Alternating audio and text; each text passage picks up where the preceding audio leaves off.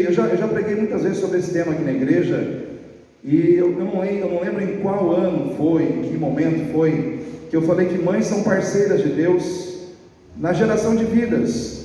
Porque se nós pararmos para pensar, só duas pessoas nasceram no mundo e não precisaram de uma mãe: Adão, que Deus criou do pó da terra, né? Essa palavra Deus, que ele pegou a terra e fez Adão do pó da terra e soprou nas suas narinas o fôlego da vida. E Eva, que nasceu da costela de um homem, quer dizer, foi a única mulher que nasceu de um homem. Curioso isso, né? Essas situações.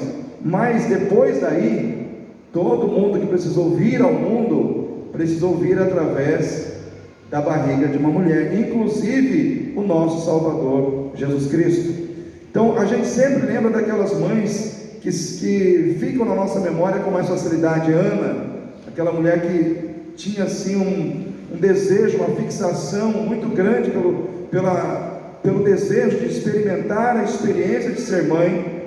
Joquebede, né, mãe de Moisés. Maria, mãe de Jesus, e tantas outras mães que a gente vê na Bíblia. E são mães que são fáceis de você falar da vida delas, porque elas têm uma vida tudo certinho. Joquebede, embora estivesse no Egito, ela tinha um lar, ela tinha um marido, ela tinha uma estrutura familiar, tudo alinhadinho, tudo correto, tudo certinho, como manda o figurino. Falar de Maria, mãe de Jesus, é a mesma coisa. Ela tinha José, né? Ela tinha toda uma estrutura, ela tinha ali a honra de ser vista por Deus como a mais bem-aventurada dentre as mulheres, tanto é que o Senhor escolheu ela para ser a mãe do Salvador. Falar de Ana também, nós vemos ali, Ana estava casada com Elcana, embora fosse estéril, mas tinha um lar, tinha uma família. Ou seja, as condições familiares dessas pessoas, é muito fácil para mim, como um pregador, discorrer sobre uma mãe ideal, falando da vida dessas mães. Mas falar de uma mãe que é uma prostituta é difícil. Por quê? Porque você vai falar de uma mulher que, diferente dessas todas que eu citei, é uma mulher que tem uma vida, a gente já olha de cara, a gente ouve a palavra prostituta, a gente já fica, né, é uma coisa que já traz uma inquietação, porque a gente já é obrigado, de certa forma, a olhar com um olhar de reprovação pela condição de vida que ela estava vivendo. Mas é sobre essa mulher que Deus colocou no meu coração para nós falarmos hoje, sobre essa situação do Dia das Mães, do que é ser mãe. Então eu quero que você abra a sua Bíblia em 1º livro dos Reis, capítulo 3. 1º livro dos Reis, capítulo 3, versículo 16.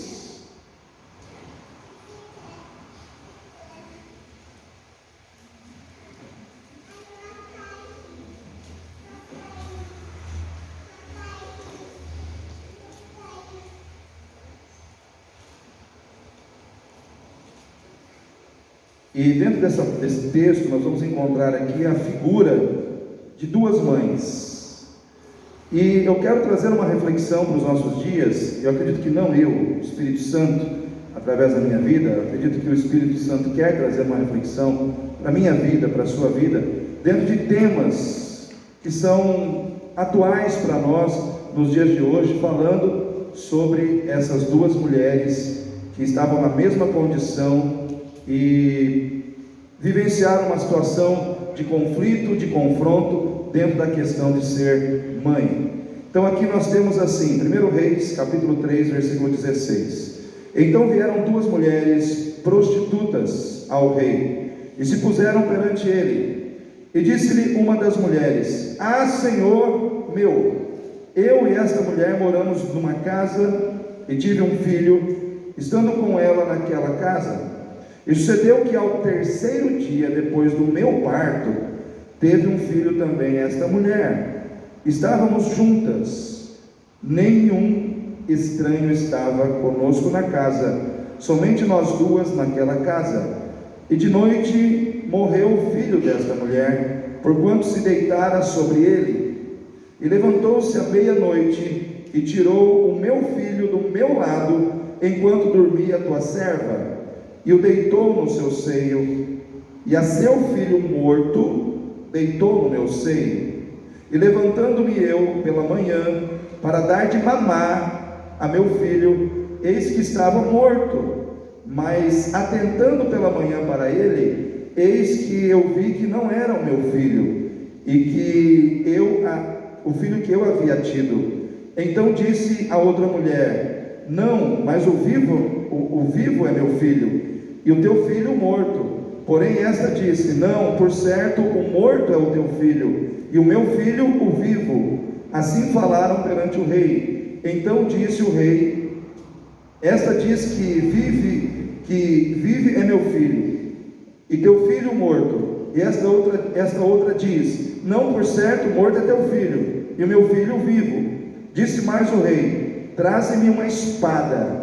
E trouxeram uma espada diante do rei. E disse o rei: vamos dividir em duas partes o menino vivo, e vamos dar a metade a uma e a metade a outra. Mas a mulher cujo filho era o vivo falou ao rei, porque as suas entranhas se enterneceram pelo seu filho, e disse: ah, Senhor meu, dai-lhe o menino vivo, de modo nenhum o mateis. Porém a outra dizia: nem teu e nem meu ele seja, dividi-o. Então respondeu o rei e disse: dai a esta o menino vivo, e de maneira nenhuma o mateis, porque esta é a sua mãe. Esta é a sua mãe. E todo Israel ouviu o juízo que havia dado ao rei, e temeu ao rei, porque viram que havia nele a sabedoria de Deus. Havia nele a sabedoria de Deus para fazer justiça.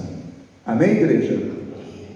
Irmãos, antes de eu falar dessas duas mulheres, eu quero trabalhar sobre, vamos dizer assim, a visão de uma mãe verdadeira e a visão de uma mãe problema. Então nós vamos trabalhar aqui a mãe verdadeira e a mãe problema. Mas para nós chegarmos a essas duas mulheres, nós temos que falar sobre Salomão. Salomão, ele era filho de Davi, e ele foi ungido rei sobre Israel. E a gente tem que fazer um parênteses também na vida de Salomão, porque Salomão, ele foi escolhido por Deus como rei, e ele foi um rei que Deus deu a ele uma unção diferente. A unção que estava sobre a vida de Salomão estava relacionado ao saber, ou à sabedoria. Ele recebeu sabedoria de Deus, de modo que, segundo a promessa de Deus, nenhum homem haveria na terra que tivesse tal sabedoria como ele. Ele teve a oportunidade de orar ao Senhor, e quando ele orou ao Senhor, Deus deu a ele a condição de pedir o que ele quisesse. Olha só, imagina você estar orando a Deus, Deus se apresenta para você e fala: Lucas, pede o que você quiser, né? Aí, naquele momento, você fala assim: Senhor, teu povo é o teu tesouro, só peço uma coisa: me dê sabedoria para conduzir esse povo. Essa foi a resposta de Salomão, irmãos. A única coisa que Salomão pediu foi sabedoria para conduzir o povo de Deus. E aí Deus disse para ele: olha, muito bem, você já foi sábio no pedido, né? Porque você não pediu riquezas, nem prata, nem ouro, você não pediu a morte dos seus inimigos, você não pediu nada disso. Então eu te darei sabedoria de tal maneira que nenhum outro homem na terra haverá como você, ninguém haverá como você em termos de sabedoria. E ainda te darei mais, te darei riquezas, te darei poder, te darei servos e servas, como a nenhum outro homem também darei sobre a face da terra. E então a gente precisa entender aqui, irmãos, que a sabedoria dada a Salomão, ela não era uma sabedoria comum, era a sabedoria do próprio Deus no homem. Se você buscar entender o que é a sabedoria de Deus em Salomão, você vai entender que a sabedoria era a capacidade sobrenatural de ajuizar as questões da vida com o entendimento de Deus. Vou repetir: a sabedoria que Salomão tinha era a capacidade sobrenatural de ajuizar, de avaliar as questões da vida no seu contexto geral, segundo o entendimento de Deus. Então, quando Salomão estava ali, irmãos, como rei, e julgava ali todos aqueles que buscavam estar diante dele e colocar diante dele a sua causa, era como se o próprio Deus estivesse ali. Vocês conseguem entender isso? Salomão era a presença pessoal e humana representativa da sabedoria divina, da sabedoria do Deus Todo-Poderoso no homem. Então Salomão estava ali para representar a Deus. E quando ele assumiu o trono de Israel, alguns estudiosos dizem que ele tinha 12 anos de idade, outros dizem que ele tinha 20 anos de idade, fica essa dúvida, mas o fato é que ele era muito jovem. Então, aos olhos dos mais experientes, daqueles que eram mais, vamos dizer assim, sábios, e em função da experiência da vida, eles olhavam para Salomão com certa dúvida, mas quando Salomão começou a julgar, eles começaram a perceber que Deus estava na vida daquele homem. Então houve esse dia, quando duas mulheres prostitutas apareceram diante dele, e aí aconteceu tudo isso que eu li. A mulher, que era mãe do filho vivo, ela começa o diálogo. Ela diz: Senhor meu rei, aconteceu o seguinte, eu engravidei e tive um filho. Depois de 3 dias, essa outra mulher que mora comigo também engravidou e teve um filho. Só que ela deitou em cima do filho dela, sufocou o filho dela e matou o filho dela. E aí o que aconteceu? Essa mulher que teve o filho e que deitou em cima do filho, e o filho morreu, usando de uma esperteza mundana, ela foi lá, pegou o filho morto, colocou lá do lado daquela que tinha um filho vivo, e pegou o filho vivo. E quando aquela que tinha um filho vivo acordou e foi dar de mamar para a criança, ela viu que o filho estava morto. E claro, a mãe conhece os seus filhos. Amém, igreja?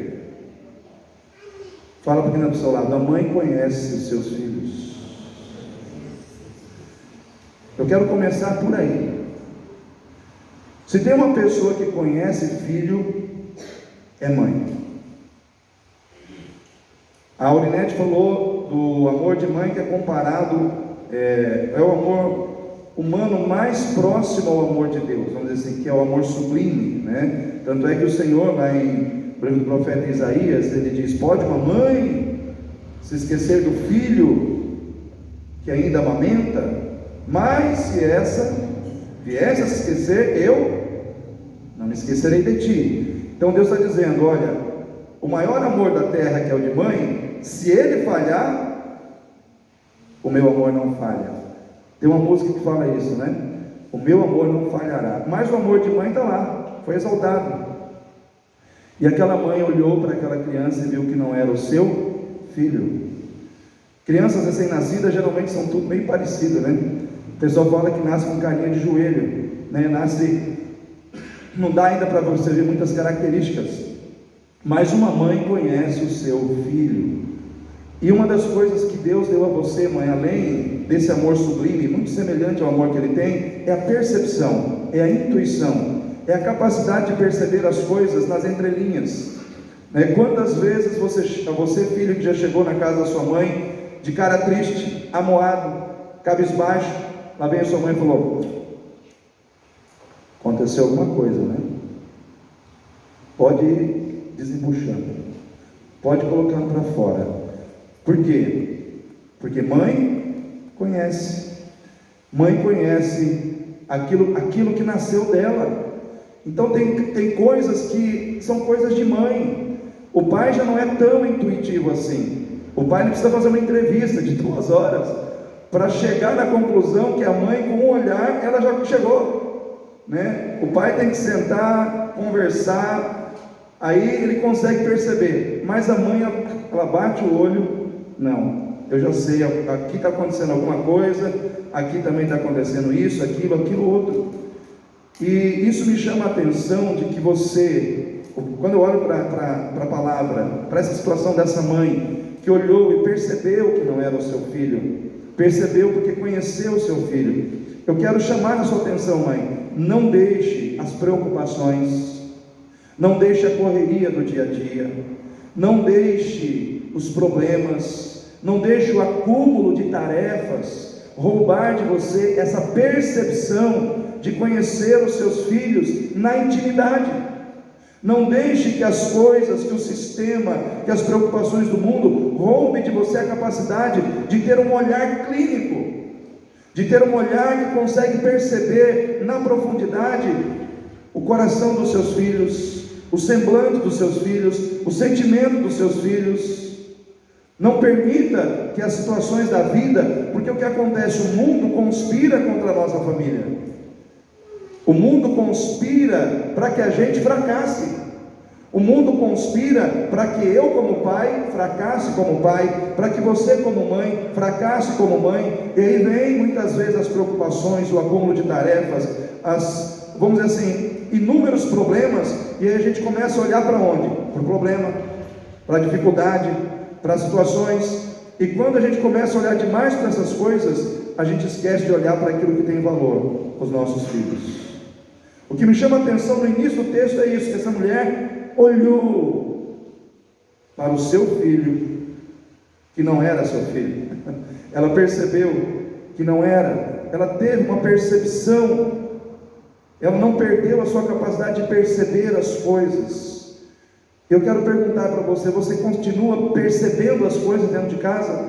Você continua percebendo como estão os seus filhos? Você continua percebendo a alegria ou a tristeza no coração dos seus filhos?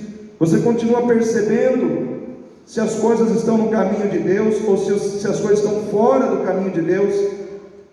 E essa percepção, mãe, ela é muito sua, ela é muito dada a você, como aquela cuidadora do lar. Não tem jeito, por mais que nós, os homens, sejamos, diz a palavra de Deus, somos o cabeça da casa, mas a palavra de Deus não tira aquele versículo de Provérbios 14:1, que a mulher sábia edifica o quê? Não está lá o homem sábio, é a mulher. Porque, irmãos, a mulher, além dela conseguir fazer bem lá fora, ela consegue fazer melhor dentro.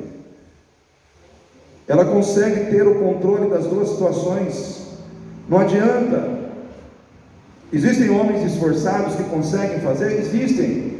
Mas a mulher já foi dado isso por Deus, por dádiva, né? Então, a mãe verdadeira, começando pela mãe verdadeira, é aquela que não permite que as circunstâncias da vida, boas ou ruins, roubem a sua percepção ou a sua capacidade de olhar clinicamente e reconhecer aqueles que nasceram dela. Quem nasceu de você, você tem que conhecer. Quem é mãe aí? Quem nasceu com você, está aí, ó? Levanta a mão aí, quem está com a filha do lado aí, com a filha do lado.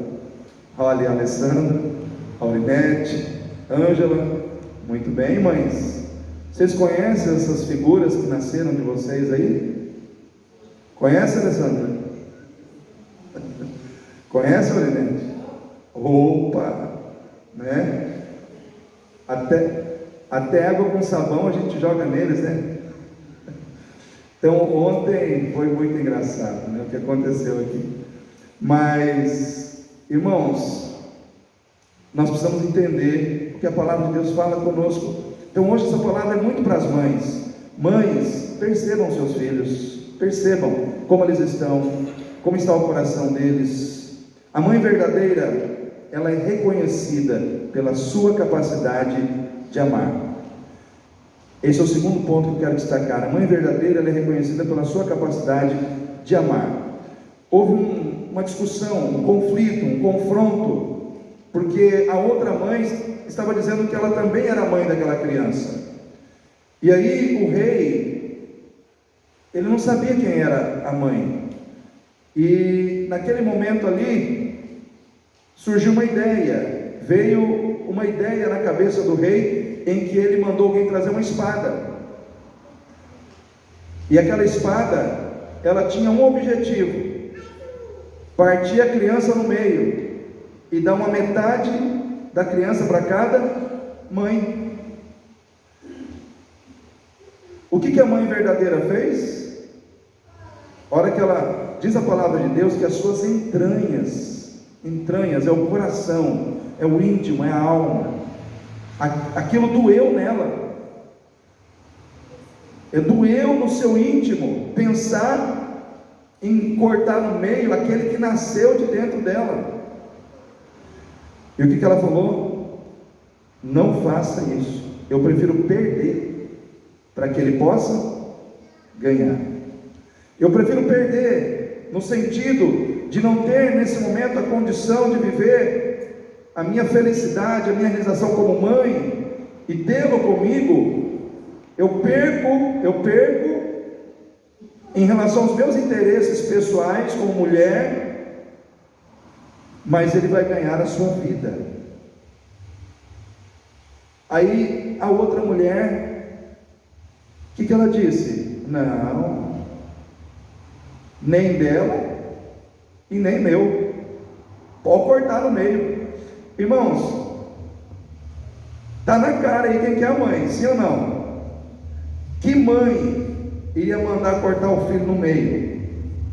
Que mãe ia autorizar que se partisse o seu filho pela metade?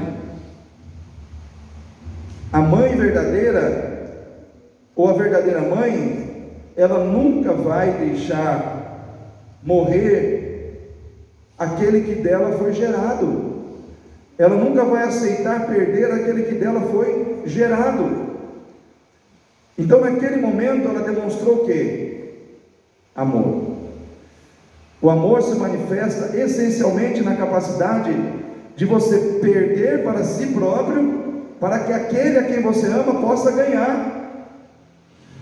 Uma das atitudes mais significativas, mais impactantes em relação ao propósito de demonstrar amor, é a atitude desinteressada de dar a quem se ama, sem pensar em ganhar nada em troca, mas simplesmente na felicidade da pessoa amada.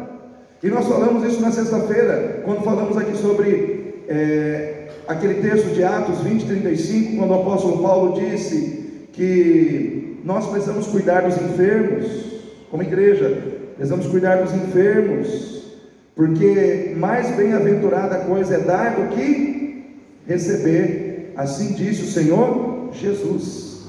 Então nós falamos que pessoas que entendem que mais é melhor dar do que receber, são pessoas que impactam o reino de Deus, são pessoas que são relevantes na vida das outras pessoas. Por quê? Porque elas são movidas por amor, e o amor se manifesta na atitude de dar, de doar a quem precisa. Quem ama, doa daquilo que tem, para satisfazer as necessidades daquele a quem ama. Quem ama, deixa de satisfazer desejos seus, vaidades suas, para cuidar da necessidade de quem ama. Então quem ama, dá. Amém, irmãos? Fala para o seu irmão aí: quem ama, dá.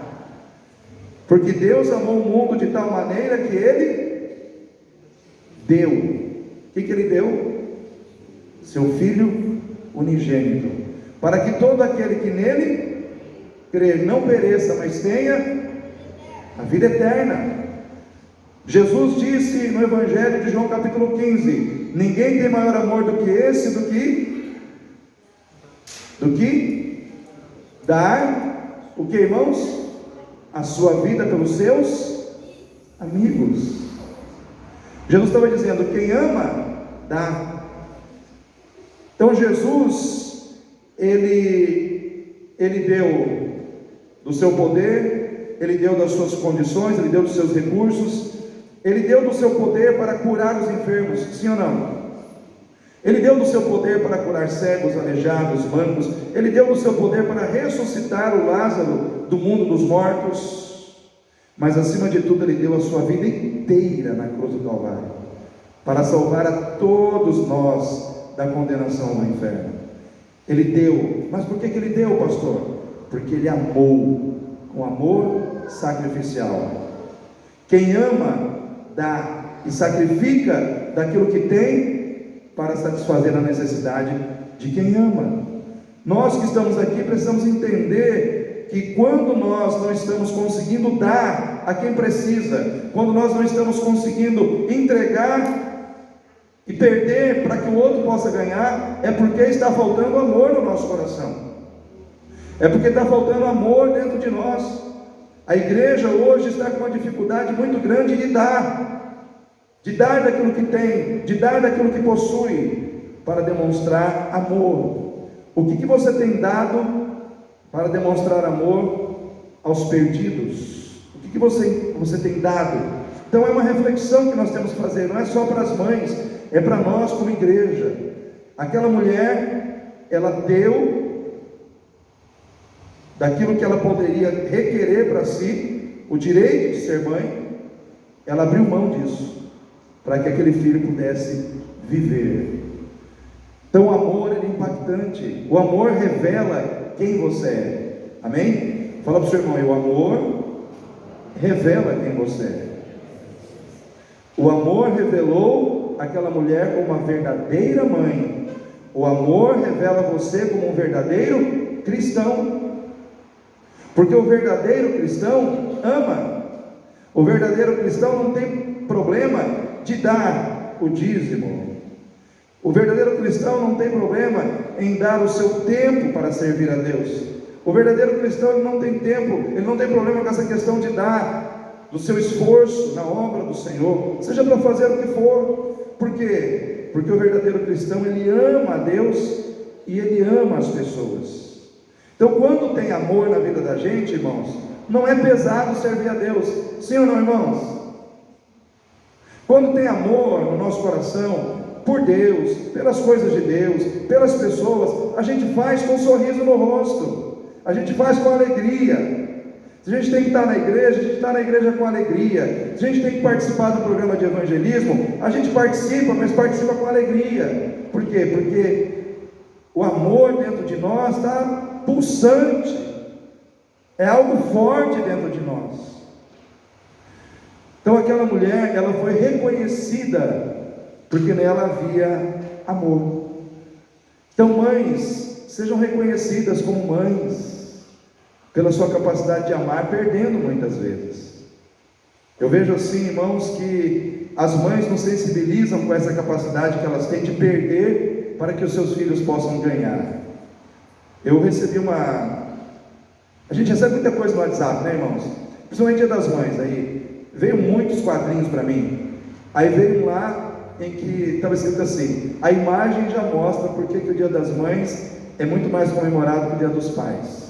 Aí estava lá o galo e a galinha e os pintinhos comendo milho. O galo estava comendo milho desesperadamente. A galinha, ela pegava o milho e jogava para os pintinhos. Ela pegava o milho e jogava para os pintinhos. Ou seja, enquanto o galo estava preocupado em encher a barriga de milho, a galinha estava preocupada em cuidar dos seus pintinhos. Então, uma imagem que mostra que aquela galinha que poderia comer como o galo estava comendo, ela abriu mão naquele momento porque ela viu que ela tinha pintinhos para cuidar. E nós muitas vezes temos que agir dessa maneira. Eu fiquei impactado com... Esses dias eu vi uma imagem, eu acho que já até contei isso aqui, de uma mãe que ela era empregada doméstica, e ela, muito humilde, e ela comia na casa dos seus patrões. A comida que ela comia era a comida que ela fazia para os seus patrões, aí ela separava, e ela era uma porção, ela comia metade, e a outra metade ela levava para a filha dela em casa. E com o seu salário ali eu não lembro se era empregada doméstica, se era diarista, ela ajudou aquela filha a pagar a sua faculdade. E isso apareceu no programa de entrevistas. Eu não me esqueci disso, porque foi uma imagem que me marcou muito forte, porque mostra para nós que uma pessoa humilde, uma pessoa que ganha um salário mínimo do mínimo, quando ela é cheia de amor, ela consegue fazer coisas grandes. que às vezes pessoas que têm condição não fazem. Por quê? Porque falta amor. Às vezes nós temos que colocar mais amor na nossa vida, para que as coisas aconteçam com mais facilidade. Então, mulheres que carregam um amor grandioso como o amor de Deus, que é um amor sacrificial, elas impactam, elas transformam vidas. Como um crente, seja ele homem, seja ele mulher, que carrega dentro de si esse amor transformador, que se sacrifica, que se doa, consegue mudar pessoas, consegue mudar situações, consegue mudar ambientes. Eu fui impactado pela vida da irmã, esposa do César, da Unicentro, que estava aqui ontem na caravana. Eu só não me lembro o nome dela, eu posso errar aqui, eu vou chutar aqui, eu acho que é Eila. Ela é uma das irmãs que estava aqui cuidando da cozinha. E eu fiquei sabendo pela minha esposa que todos os pães que foram servidos ontem no café da manhã, todos, ela fez em casa de noite. Detalhe, ela veio trabalhar no dia seguinte, o dia inteiro na cozinha, e com um sorriso no rosto. Pensa bem, a mulher fez todos os pães do café da manhã, trouxe, colocou aí, depois no outro dia veio, trabalhou o dia inteiro na cozinha, e com um sorriso largo no rosto até o fim da tarde. E a minha esposa falou que ela tem um pino na coluna. Eu falei, não, mas essa mulher deve ser muito saudável. Ela falou, não, ela tem um pino na coluna. Eu falei, Jesus, imagina se ela não tivesse esse pino.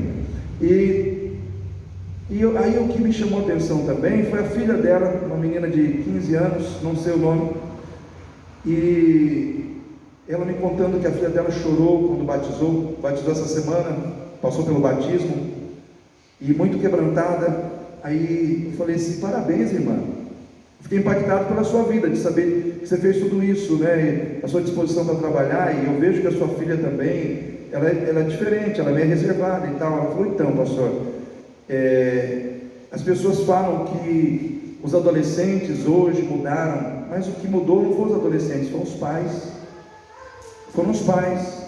Porque se nós educarmos os nossos filhos como manda a Bíblia, os nossos filhos não serão o que as pessoas estão falando aí, que são irresponsáveis, desleixados, etc, etc. Ela falou, a minha filha, o Instagram dela, o Facebook dela é aqui na minha mão, com 15 anos, a gente olha junto, tem senha, e ela não reclama disso. Eu vou na escola dela, eu chego lá, ela me dá bênção, aí as outras amiguinhas dela ficam tirando sarro, porque ela ainda dá bênção para a mãe, mas ela não liga, porque ela se acostumou com essa educação desde criança. Então para ela isso é natural. Ela acha estranho os adolescentes que não têm essa postura de respeito, de carinho para com os pais. Então naquele momento, aquela mãe que estava fazendo frango na cozinha, com poucas palavras ela me impactou. Porque às vezes a gente fica esperando que para impactar outras pessoas, a gente tem que fazer um seminário teológico, a gente tem que ir para a faculdade, tem que adquirir um canudo, se tornar pastor, bispo, vice-arcanjo, enfim. Irmãos, às vezes nós só precisamos fazer bem feito o nosso papel. Se Deus te deu o papel de ser mãe, faça esse papel com excelência para a honra e glória do Senhor. Se Deus te deu o papel de ser pai, seja pai segundo a palavra de Deus, e você será honrado na terra. Você terá alegria nos seus filhos, porque os seus filhos gerarão alegria, né? Então aquela mãe me impactou com essa atitude. E eu poderia falar de muitas mães dedicadas, né? Eu vejo a Elira ali, que é dedicada aos seus filhos. O filho adoeceu, acidentou, está lá cuidando. A filha teve um problema, a netinha saiu com algumas dificuldades, está lá ali cuidando, sendo aquele apoio. Como também vejo a minha sogra, né? Excepcional, quando estava meu pai morando em casa, e ela cheia de dores no corpo, mas sai da sua casa, ia lá, ficava cuidando, ajudando, sendo aquele suporte. Minha esposa, né, com os nossos filhos, quando eu perdi, vamos dizer assim, parte da nossa condição financeira, porque eu era bancário, e fiquei apenas no ministério, o nosso poder financeiro caiu bastante. Mas, irmãos, não estou reclamando de nada, tá? Eu estou muito mais satisfeito ganhando menos, servindo a Deus, do que ganhando mais dinheiro, com a cabeça cheia de problemas. Mas ela falou assim: como é que nós vamos pagar a faculdade da Davi? Ela falou: nós vamos vender perfume, e nós vamos pagar a faculdade da Davi na base do perfume, até ele empregar. E ela conseguiu cumprir esse propósito. Então, mães que se dedicam com um propósito, perdendo em algum aspecto da sua vida pessoal, mas se realizando muito mais profundamente na vitória que elas estão proporcionando a outras pessoas. E isso precisa fazer parte da nossa vida. Nós precisamos ter história para contar, de preferência que impacte e inspire outras pessoas a fazer a vontade de Deus, a fazer o que é certo. Então nós que estamos aqui, precisamos avaliar que tipo de mãe, que tipo de pai, que tipo de filho eu estou sendo. A mãe verdadeira, terceiro, ela é reconhecida pela sua humildade diante da sua indignidade. Estou falando dessa mãe, especificamente dessa mãe, porque, irmãos, essa mãe era uma prostituta. Ela não era uma mãe que tinha um lar perfeito, uma família perfeita, as condições favoráveis para que ela fosse uma mãe. E a gente vê como que isso é importante, irmãos, porque o fato dela não ter essa condição, o fato dela não estar casada, não ter um lar, não ter uma família, não ter um marido, trouxe problemas para ela, porque se ela fosse casada, se ela tivesse um marido, se ela tivesse um lar, ela não estaria vivendo essa situação. Sim ou não, irmãos? Sim ou não, irmãos? Porque se ela tivesse um lar, se ela morasse com seu marido, junto com a sua criança, ela não teria alguém para roubar o seu neném de noite. Estou certo ou estou errado? Ela só teve essa figura para roubar o seu neném de noite, porque ela não tinha uma família completa. Ela quis viver o ideal de ser mãe, desassociado do ideal de ter família. E é isso que não pode acontecer. É isso que nós precisamos entender. Hoje tem muita gente querendo ser mãe, mas não quer ter marido. Tem muita gente querendo ser mãe, mas não quer ter uma família. E isso não cabe dentro do pensamento cristão. Isso não cabe para nós como cristãos. Eu esses dias estava dando curso de noivos para o Tiago e para a Maria, e nós comentamos sobre tudo isso. Então damos passo certinho. Então aprendemos direitinho o que é administrar um lar, uma família, o que é ser marido, o que é ser esposa, e futuramente o que é ser pai, o que é ser mãe, mas tudo isso tudo encaixadinho, bonitinho, dentro do que a palavra de Deus ordena. Porque quando os filhos nascerem, vão ter referencial de pai e vão ter referencial de mãe. E isso, na vida, aí o Lucas tem mais autoridade do que eu para falar sobre isso, mas na psique, na psicologia, na formação mental, emocional da criança, isso, irmãos, é fundamental para a autoestima da criança, né? Para o crescimento saudável da criança. Coloca uma criança que foi criada só com uma mãe, que não consegue dar atenção, perto de uma criança que tem um lar totalmente estruturado, você vai ver que tem diferença, né? Você vai ver que o nível de revolta, o nível às vezes de revolta, de depressão de um é diferente do outro. Por quê? Porque tudo começa na família. Às vezes a gente fala assim, vocês sabem no Brasil, quantas crianças são deixadas na rua, nos cestos de lixo, na beira de córregos, na beira de ruas, no Brasil todo? Vocês sabem, eu vi uma estatística hoje, eu fiquei assustado. Eu não sabia que era assim, mas eu coloquei lá no Google, estatística de crianças que são abandonadas pelas mães. Irmãos, eu descobri que a cada 5 crianças, uma é abandonada. A cada 5 que nasce, pela estatística que eu vi, uma é deixada. Quando você pega o número 5, o número 1 é pequeno, mas se você transforma isso num número muito maior, 1 representa 20%. 20% é muita gente. É muita gente. né? Eu já estou entrando aqui na parte da mãe problema, não cheguei nela ainda, mas eu ia falar nessa parte. O fato é que ser mãe exige de nós uma responsabilidade com o propósito de ser família. Fala para o seu irmão aí, ser mãe envolve ser família. Nós temos que entender que uma coisa não pode ser desassociada da outra. Ser mãe, ser pai, biblicamente falando, o sexo é maravilhoso, Deus criou, é para nós, mas tem que ser vivido dentro do casamento. Dentro do casamento. Então, queridos, essa mãe, ela era humilde para reconhecer o seguinte: eu não tenho dignidade. Então, e ela não tinha pela condição de ser uma prostituta, mas isso não anulava o fato dela ser mãe. Com os seus erros, com as suas más escolhas, ainda ela era mãe.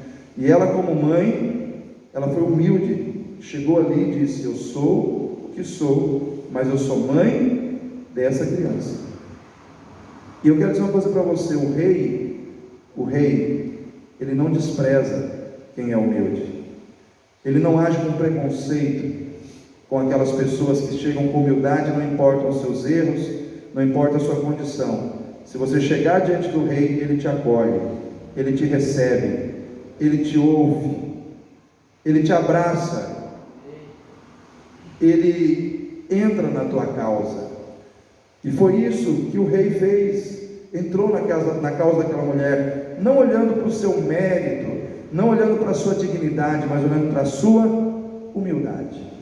Então, mãe, você às vezes fala assim: mas eu não sou perfeita, não, você não é perfeita, você é mãe. Com as suas imperfeições, seja humilde para entrar na presença do rei, porque o rei vai te ouvir, o rei vai dar atenção à sua causa, à sua necessidade. A verdadeira mãe, ela sempre será favorecida pelo rei, porque com a sua humildade, ela coloca os seus filhos e a sua causa na mão do rei. Então você tem uma causa, mãe, você tem filhos difíceis, coloca na mão do rei, coloca diante de Deus, entrega para ele, fala: Senhor, eu preciso entregar nas tuas mãos, porque eu não sei como resolver esse problema, porque aquela mãe, ela apareceu lá porque ela tinha um problema que ela não conseguia resolver. E muitas vezes o retrato daquela mulher é o retrato da sua vida, porque você tem problemas que você não sabe como você vai resolver. Mas eu quero dizer para você: tem um Deus na tua vida que resolve. Tem um Deus na tua vida que tem poder, sabedoria para resolver os seus problemas. Mas você tem que ter humildade de colocar os seus problemas na mão dele. Ela é favorecida pelo rei, porque o rei conhece o seu coração.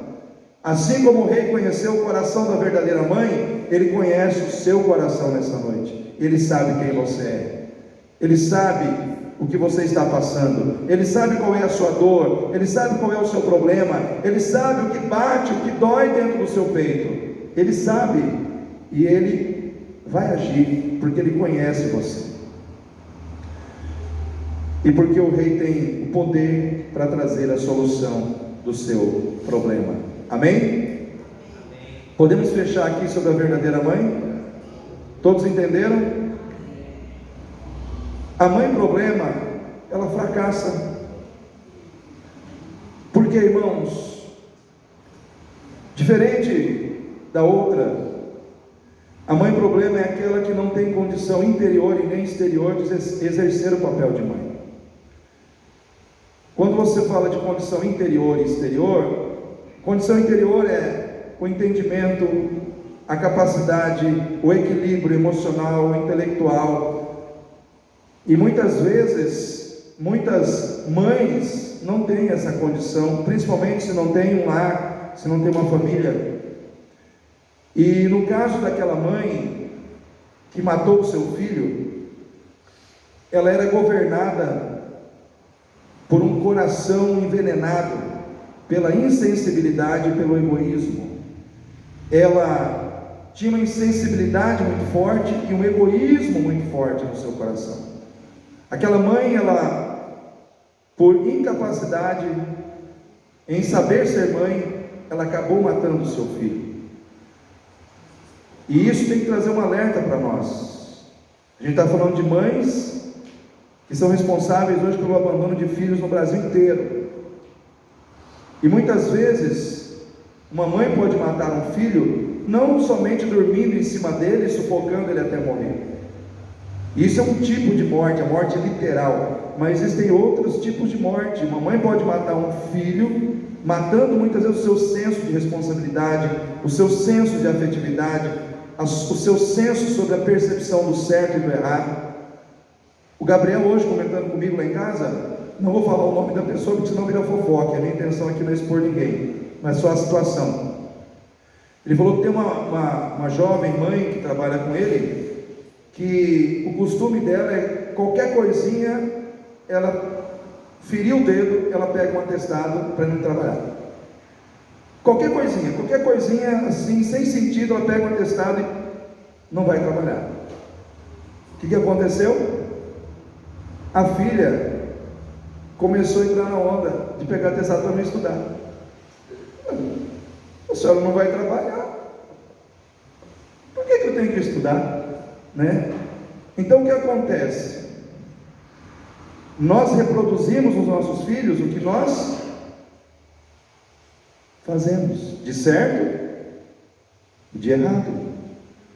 Então, uma criança que nasce sem essa percepção de que ela precisa estudar, de que ela precisa trabalhar, de que ela precisa fazer o que é o certo, a capacidade dela ser competente, está sendo morta.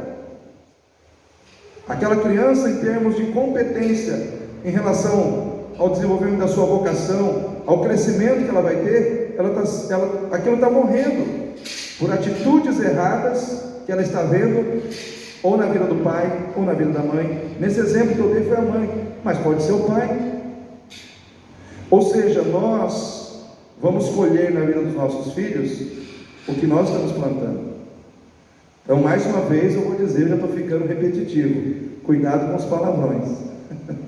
Criança é uma bênção. Para eles falar glória, aleluia, às vezes demora. Mas para eles falar besteira, palavrão, parece que aquilo entra assim com uma profundidade, irmão. E a criança, ela fica repetindo aquilo, né? Ela fica repetindo. Então, aprender o que é errado sempre é mais fácil. Coloque isso na sua cabeça.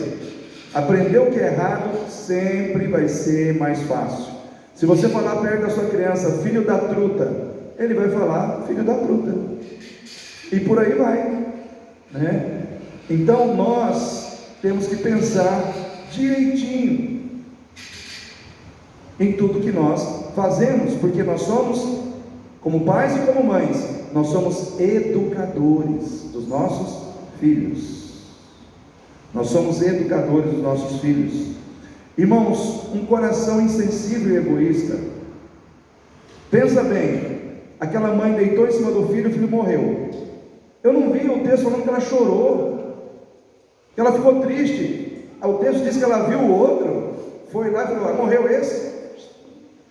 Tem outro vivinho aqui. Aí, o que aconteceu? Aí ela vai para uma situação em que ela tem que dar um posicionamento, e ela não fica triste, ela não fica balançada quando o rei diz que vai cortar a criança no meio.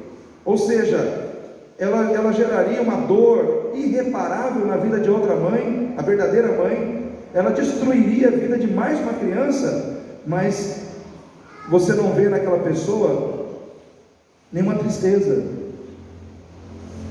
A insensibilidade e o egoísmo é algo terrível. E quando a insensibilidade e o egoísmo, que é algo terrível, controla a nossa vida, nós nos tornamos pessoas terríveis. Então Deus não quer isso para a sua vida, e nem para a minha vida.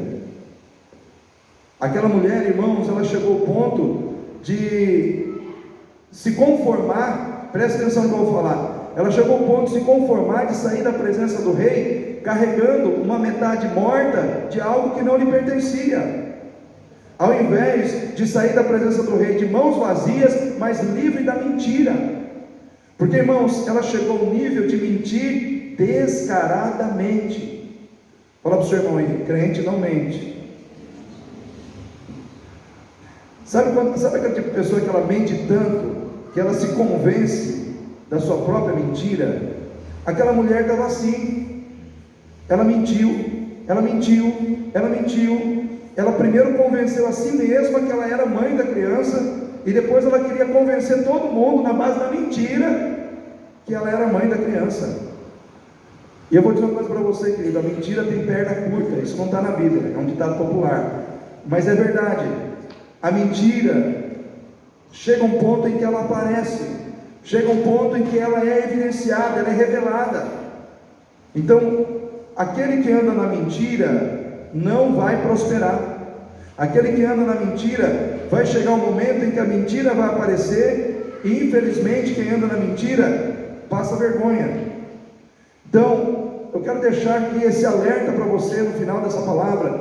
Nós viemos com uma palavra de encorajamento, de consolo, de renovo, mas eu preciso deixar essa palavra de alerta também para você, porque são duas atitudes, são duas mães, e a gente precisa refletir sobre as duas atitudes dessas duas mães, e entender o que nós temos que aplicar na nossa vida. Então a palavra de Deus diz em Efésios capítulo, vamos lá, Efésios capítulo 5,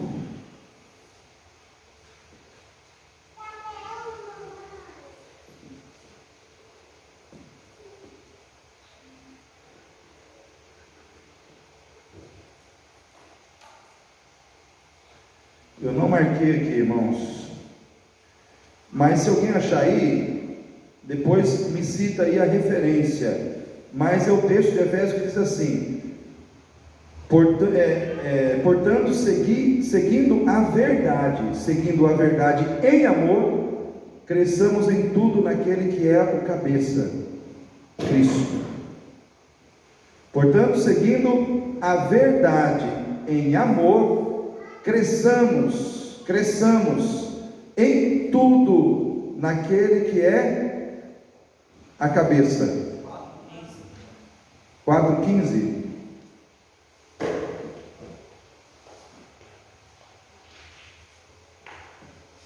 Amém, é isso mesmo. Antes, seguindo a verdade em amor, cresçamos em tudo naquele que é a cabeça, Cristo. Olha só, irmãos, é seguindo o quê?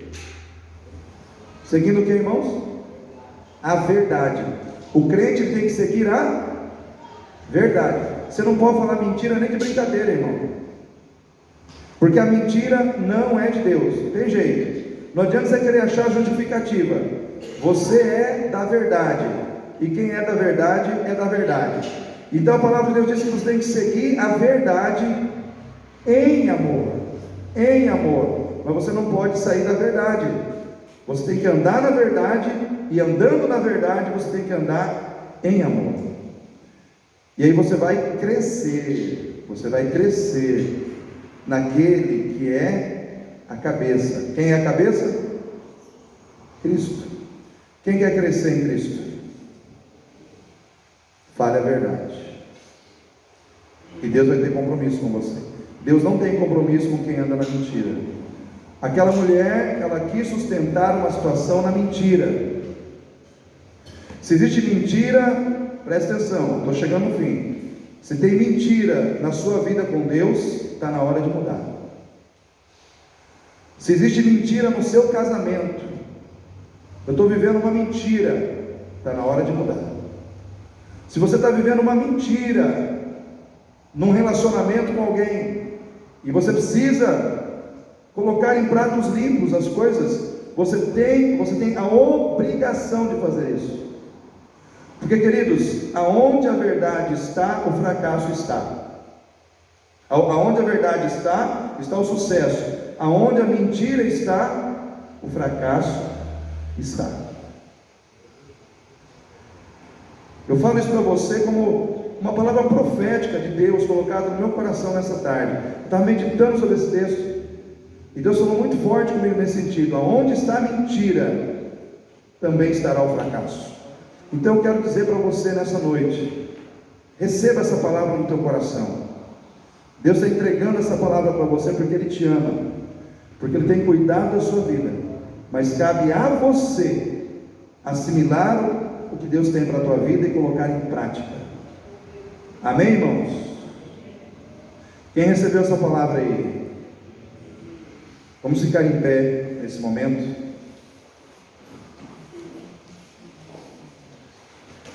Feche seus olhos. Grande é o Senhor e digno de ser louvado. A Ele seja a honra, a glória, o louvor e a adoração para todos sempre. Senhor, grande e tremendo, nós te somos gratos, Senhor, por esta noite, em que a Tua palavra, Senhor, ela veio calar forte ao nosso coração, dentro dessa experiência que o Senhor nos trouxe, meu Pai, nessa noite, através da vida dessas duas mulheres, Pai, que tiveram a oportunidade de serem mães, mas somente uma delas vingou. Somente uma delas vingou. As duas tiveram a oportunidade de serem mães, mas somente uma teve sucesso, a outra fracassou. Pai, uma mãe verdadeira e uma mãe problema. O que esse texto traz para nós como igreja? Nós também podemos ser um crente verdadeiro, mas também podemos ser um crente problema. Tudo depende da nossa postura diante do Rei. Tudo depende da nossa postura diante do Rei. E quando eu falo do Rei, eu não estou falando do Rei Salomão, mas do Rei Jesus. Tudo depende da nossa postura diante do Rei dos Reis, do Senhor dos Senhores, porque Ele é o Rei que julga a nossa vida agora. Ele é o Rei que julga as nossas causas. Pai, que tipo de crente nós temos sido? Um crente verdadeiro? Um crente, Senhor Deus, ó Pai, que apesar da nossa indignidade, é humilde para confessar quem é e reconhecer que precisa do favor do Rei? Quem nós somos como crentes? Crentes que seguem a verdade em amor, crentes que amam e porque amam doam daquilo que têm, se propõem a perder para que o outro possa ganhar. Que crentes nós somos, Pai? Crentes, Senhor Deus, ó Pai, que buscamos a face do Rei e entregamos na mão do Rei as nossas causas? Ou nós somos aquele crente problema, que tem um coração insensível, um coração egoísta, aquele crente que porque não consegue deixar de querer só para si e de pensar somente em si, mata pessoas, mata relacionamentos, fere pessoas, mente descaradamente, mente sem se preocupar com o seu julgamento? Quem somos nós, Pai? Um crente mentiroso, um crente, Senhor Deus, ó Pai, que não tem coragem de assumir a sua culpa e de assumir as verdades que precisam ser assumidas? Quem somos nós diante do Senhor, Pai? Aqueles que andam na verdade ou aqueles que andam na mentira? Quem somos nós? Ó Deus, as mães que estão aqui, Senhor, que elas possam refletir, Senhor, sobre tudo que foi pregado nesta noite, e que elas possam sair daqui fortalecidas no Senhor e na força do seu poder, fortalecidas no Senhor e na verdade da sua palavra. Pai, em nome de Jesus, eu peço que o Senhor abençoe, que o Senhor, ó Deus, mexa no nosso coração. Peço, Pai, que o Senhor também nos leve Quando nós saímos daqui, que o Senhor nos leve em paz aos nossos lares, guardados e protegidos debaixo da tua mão de poder. E agora, Pai, prepara-nos para que nós possamos participar da confraternização que teremos ainda aqui, ó Pai, aos fundos da igreja, em comemoração ao Dia das Mães, que ninguém vai embora, mas que a gente possa estar ali, participando também dessa confraternização. Abençoa, Pai, a tua igreja, abençoa todos que aqui se fizeram presente nesta noite, e os que não puderam vir também abençoa. Nós oramos neste momento, entregando tudo a Ti em oração, em nome do Senhor Jesus. E agora que o amor do Senhor, o Deus Pai, a graça redentora do nosso Senhor e Salvador Jesus Cristo, as consolações e os dons do Espírito Santo, e sejam sobre esta igreja, e sobre toda a Tua igreja espalhada sobre a face da terra, hoje e para todos sempre. Amém. O povo de Deus diz amém. Deus abençoe a todos, dê um abraço no seu irmão, e vocês estão convidados a